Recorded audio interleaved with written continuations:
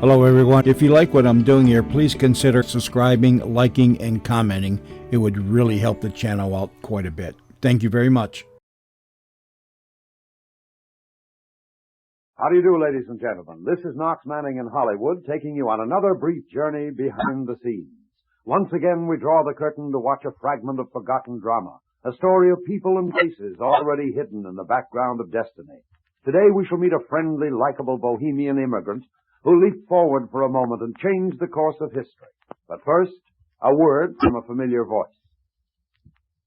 Thank you very much. And now step with me behind the scenes to a hot February day in a subtropical park.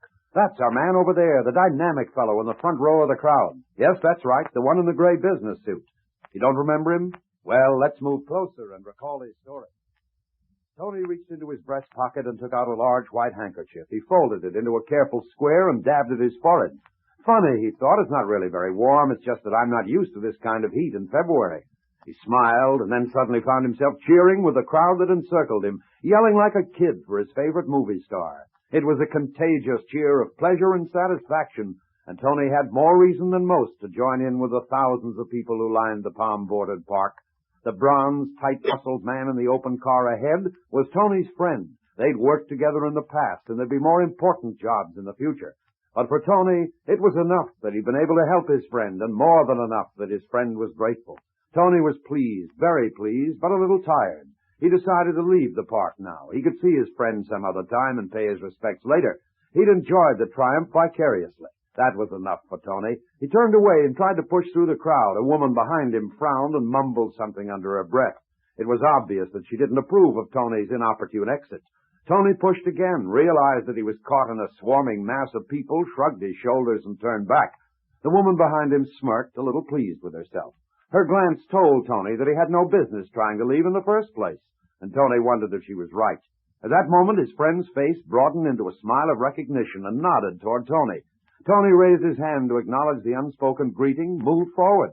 The woman who'd been watching him frowned slightly as she tried to decide who Tony might be, why he could possibly have wanted to leave when he was obviously a friend of... There was a sudden silence as the crowd seemed to catch its breath. A sudden, unexplained silence, then a scream which hovered for a second over the scene and echoed and re-echoed as it was repeated by 1,000 voices. Tony pulled himself up onto the running board of his friend's car as the shots cut through the warm spring air. 5 bullets snapped toward the automobile. Tony looked at his friend, glazed fear written in his eyes.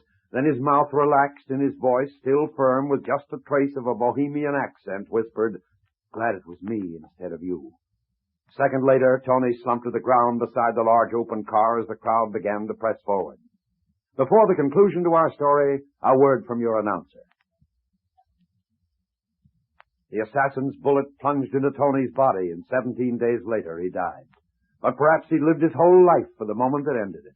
If Tony had left the park earlier that warm Florida afternoon, the president-elect might never have been inaugurated because the bullets fired by Giuseppe Zangara weren't intended for Mayor Anton Cermak of Chicago. They were aimed toward his friend in the automobile, Franklin D. Roosevelt. Now this is Knox Manning, inviting you to join me again tomorrow at the same time for another journey into that dim half-light where chance and destiny lift men out from behind the scenes. This is a Hamilton Whitney radio production transcribed in Hollywood.